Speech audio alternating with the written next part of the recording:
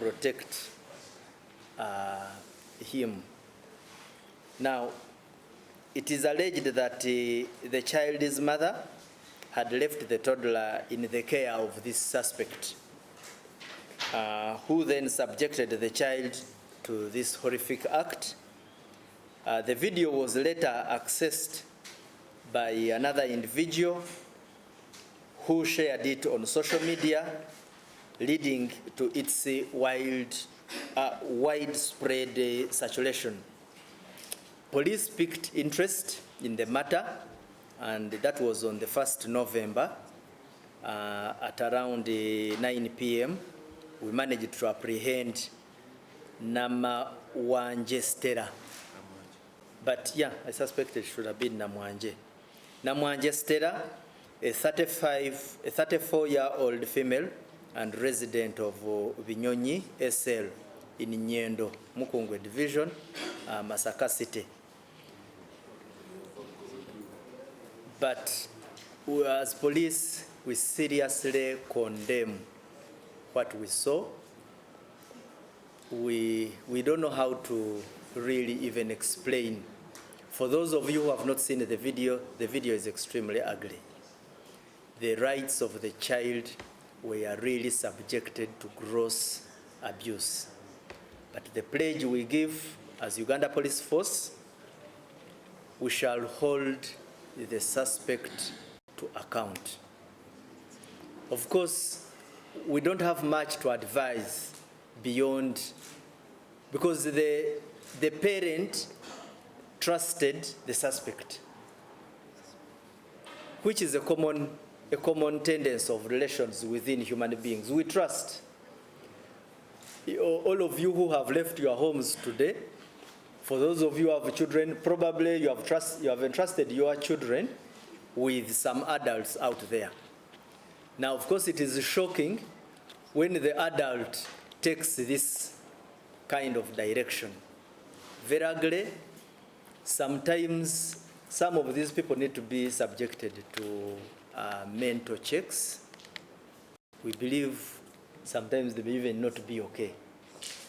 But equally, we need to monitor the character and the behavioral trends of individuals. What we can say is that when you are keen at making observations, sometimes there are certain red flags you notice in especially the moods, the behavioral tendencies of certain individuals. Most of these people who behave the way they do usually start sending out certain red flags. And equally, although I do not want to really be very specific, but when you dig deep into the occupation of the suspect, you realize she belongs to the people who can do this. Because there are these people who spend a number of hours on the streets. Our information cropping in says she's highly suspected to be engaged in acts of prostitution as a way of living, which we shall confirm when the information comes out better. But you can see leaving your child with such a person really subjects such a child to very, very high risks. Then we also had another incident in Masaka. In Masaka, it is alleged that one Ashraf, who had been employed as a casual laborer for 3 days at the home of Nabatanzi Betty, a 70-year-old female adult and resident of Mpungwe village, Nyendo, Mukungwe division in Masaka city still. On November 1st, this Ashraf pretended to escort Kezala Frank. Kezala Frank is a 7-year-old male pupil of Mpungwe Education Center. Now, instead of taking the juvenile to school, he abducted the child and immediately started demanding ransom of 4 million shillings. But the old lady, Nabatanzi Betty, and others managed to rush to police, where police mounted pressure, search, tracking, and doing all manner of processes to ensure that the suspect is apprehended. I think he got wind of the pressure that police had mounted, so he managed to drop the victim in a place called the Kasawa cell in Kabonera. That's still in Masaka. So currently, the victim, a stroke child, has been successfully reunited with the family, but we are still on for the hunt of the suspect, and we have high hopes that we shall apprehend him.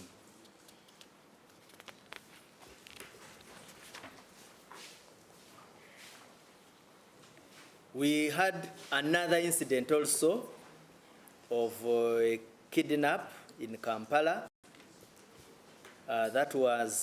This one was on 29th October 2024 at around midday in Chigaga zone along Salama Road, that's in Makindye division, where Tusime Charles, a 3-year-old male pupil of Jubilee Nursery School, was approached by a stranger named Katabazi Mariam. The child's parents, Natkunda Mase and Kamjisha Fred, are currently, Natkunda Mase and Kamjisha Fred are currently residing in Saudi Arabia.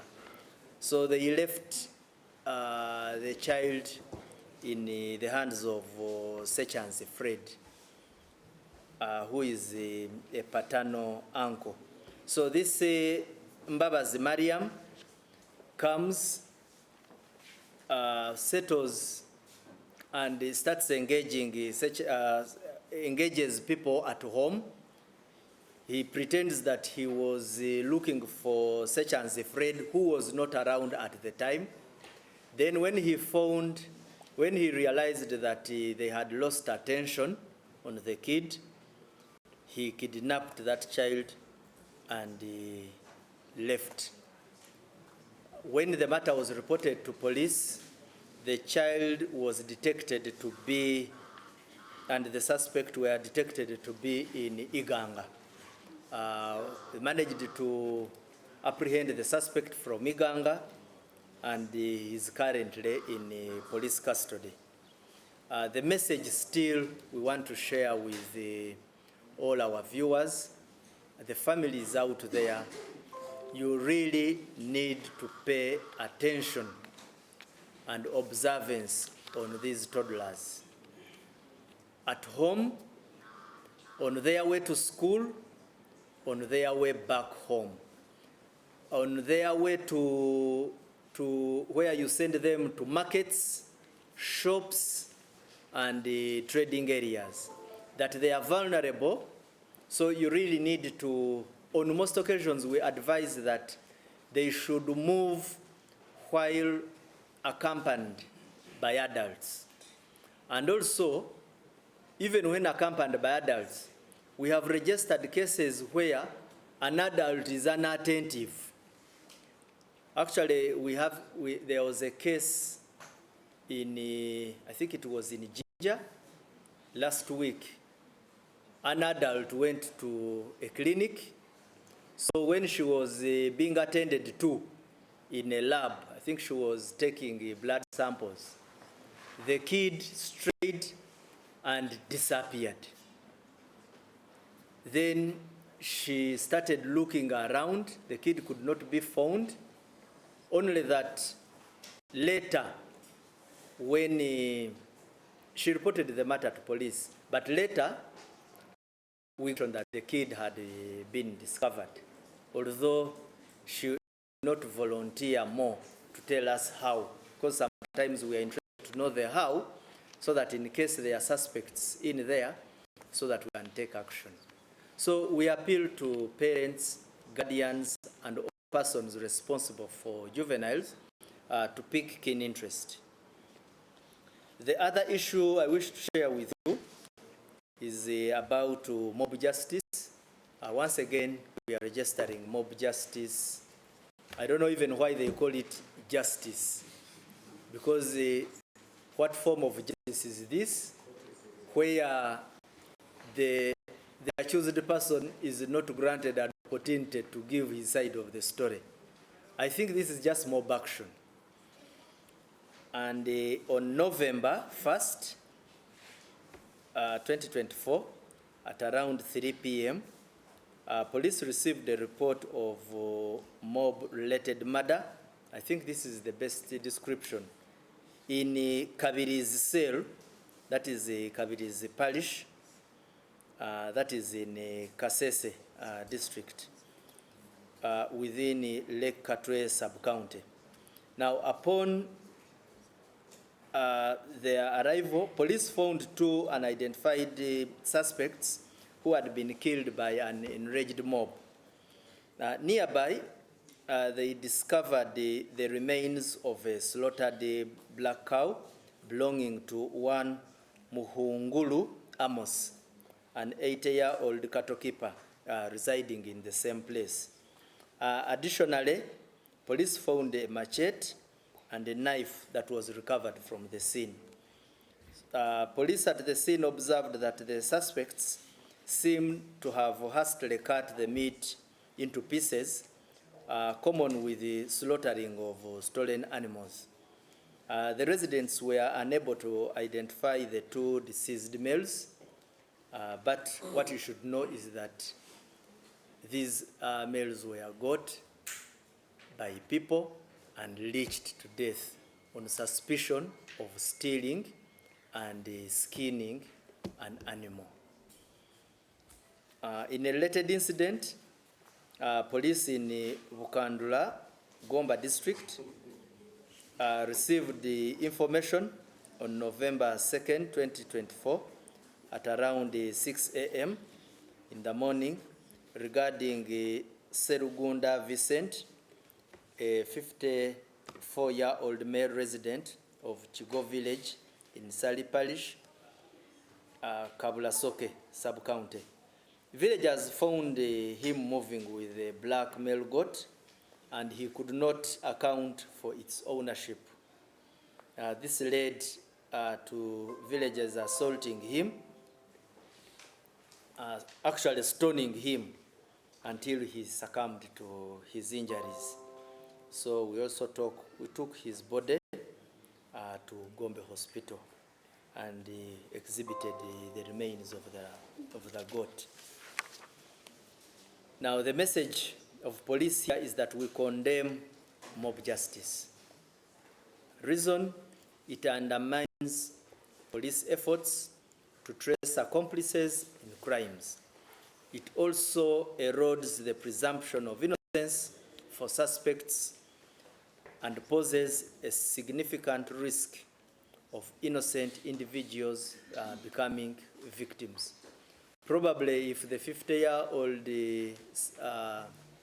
victim of mob action had been granted an opportunity to speak about the origins of the goat, probably if they had allowed us to know if he was working with accomplices, that is if he stole it. Then second also, people need to know one thing. There are different reaction regimes in human beings when under fear. Now, this one must be understood by the people who carry out mob action, that there are individuals whom, if he was to be confronted by a mob,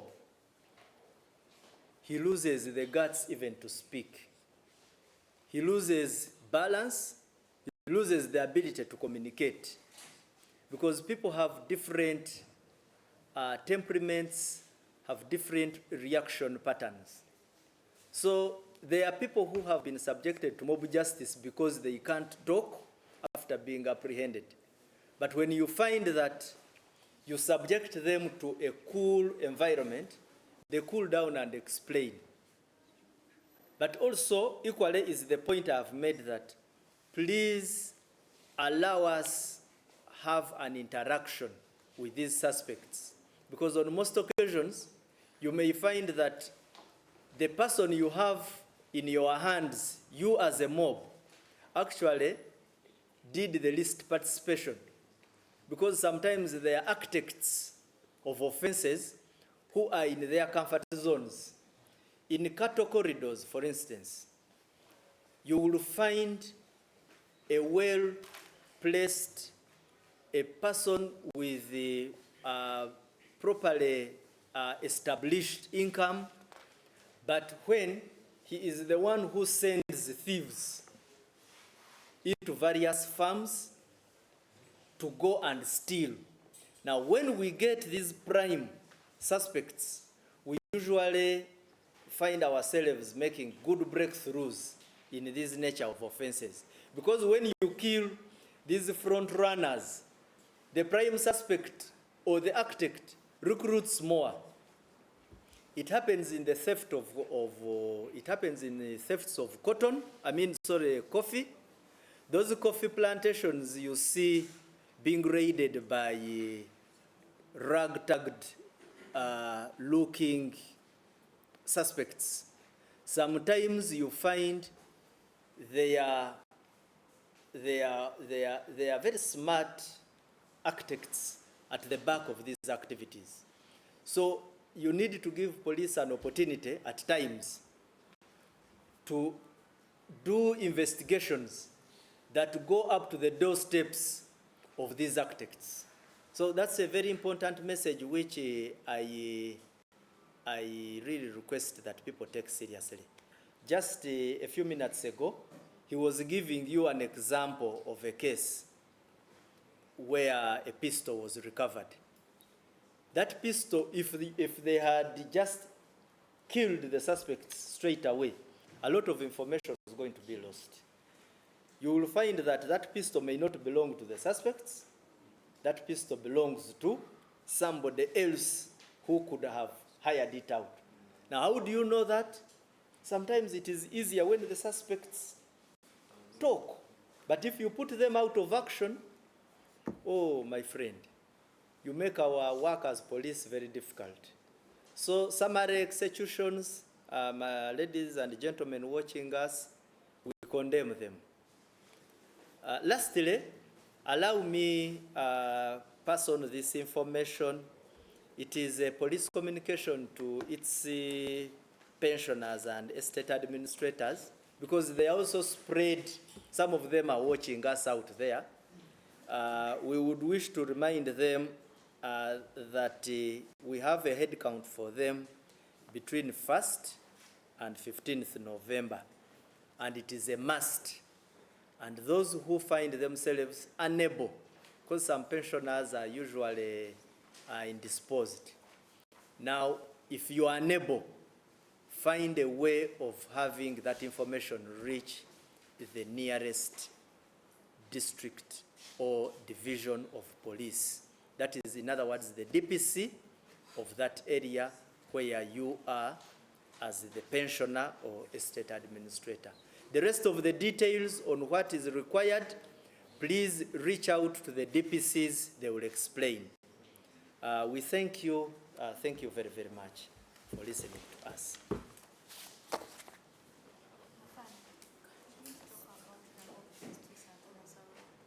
Pardon? I expected